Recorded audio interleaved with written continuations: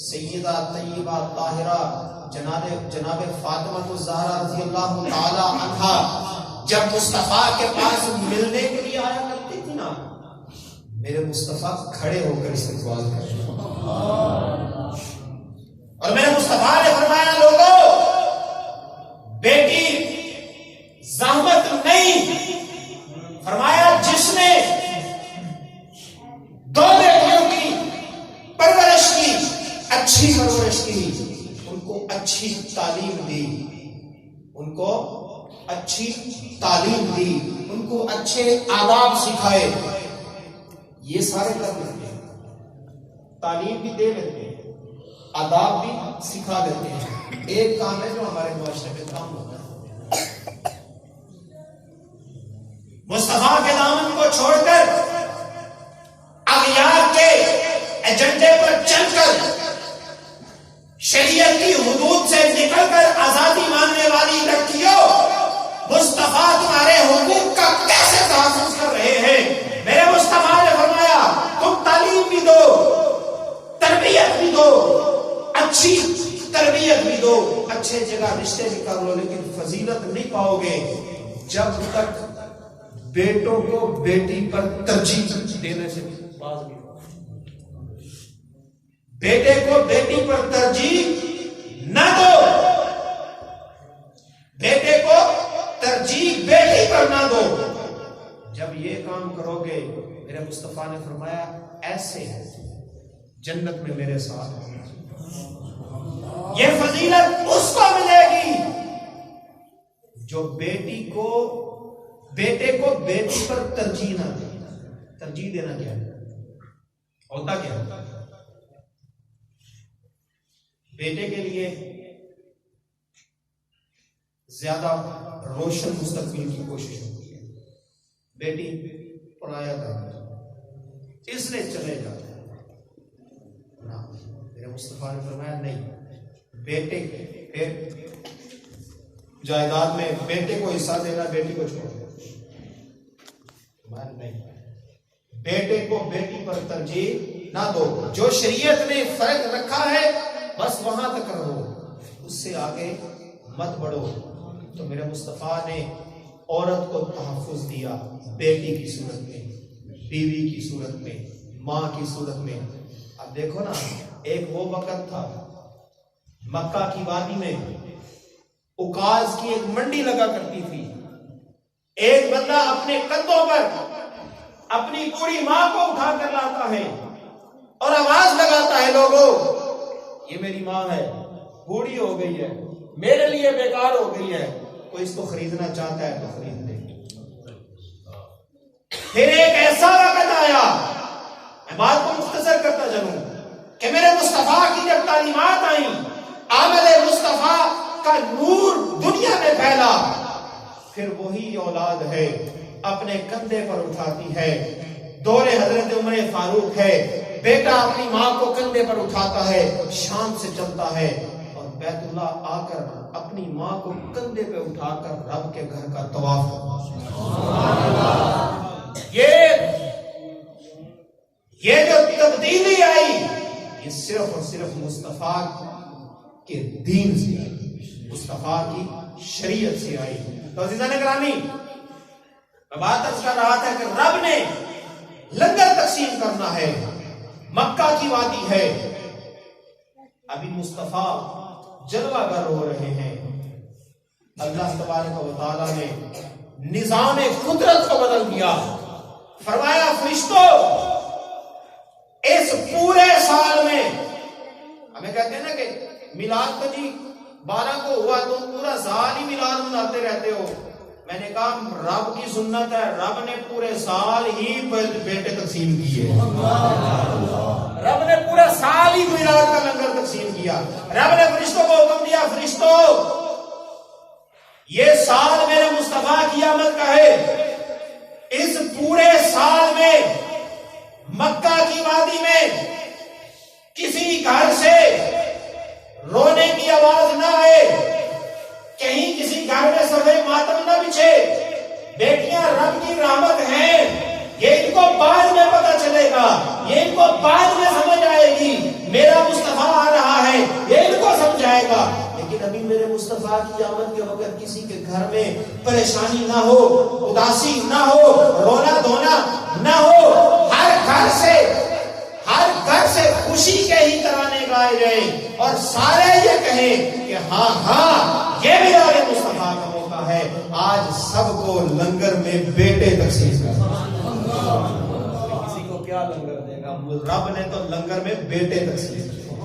تو عزیزان گرامی، وقت بہت ہو چکا، اگر میں پانچوں کے پانچوں طریقے بیان کروں نا تو ساری رات ہی گزار دیں۔ تو ہم رب کی سنت پر عمل کرتے ہیں، ہم چاند تارے سورج جیسے کمکمے تو نہیں لگا سکتے، ہم یہ لائٹنگ ہی لگا کر اپنا شوق پورا کرتے ہیں۔ ہم کسی کو لنگر میں بیٹے تو نہیں دے سکتے، ہم اپنی بساط کے مطابق تھوڑے سی شیرینی بانٹ کر ہی اپنا شوق پورا کرتے ہیں۔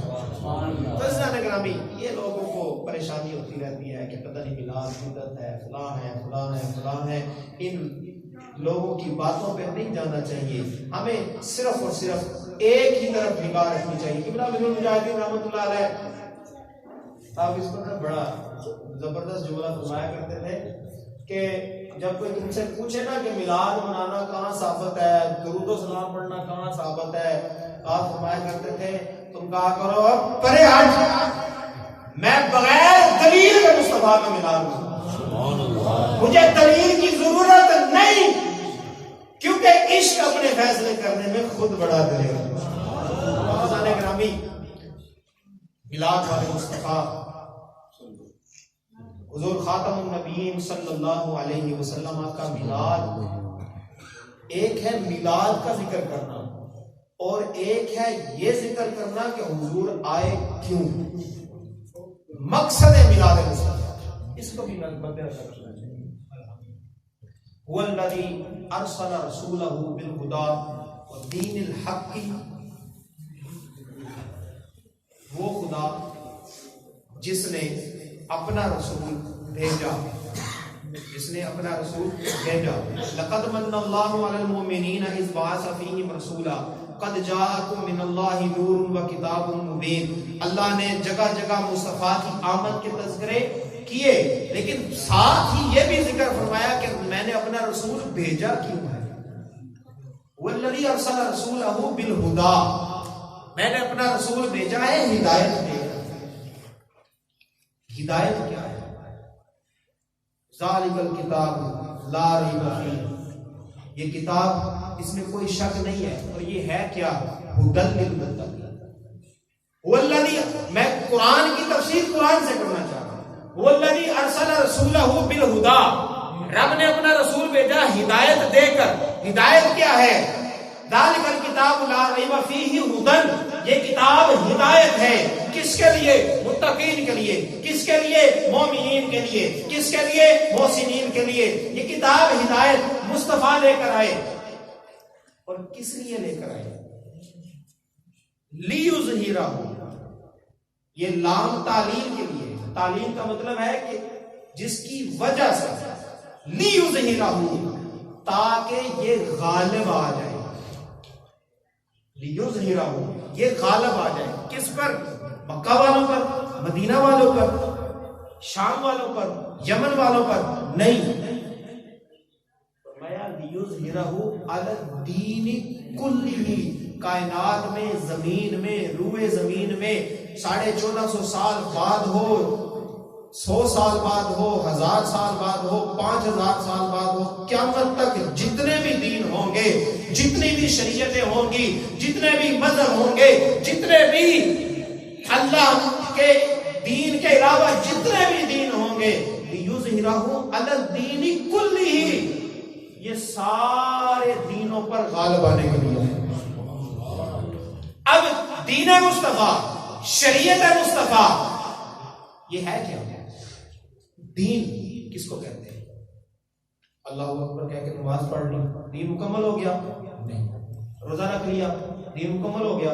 نہیں۔ حج کر لیا، مکمل ہو گیا؟ نہیں۔ میلاد منا لیا، مکمل ہو گیا؟ نہیں۔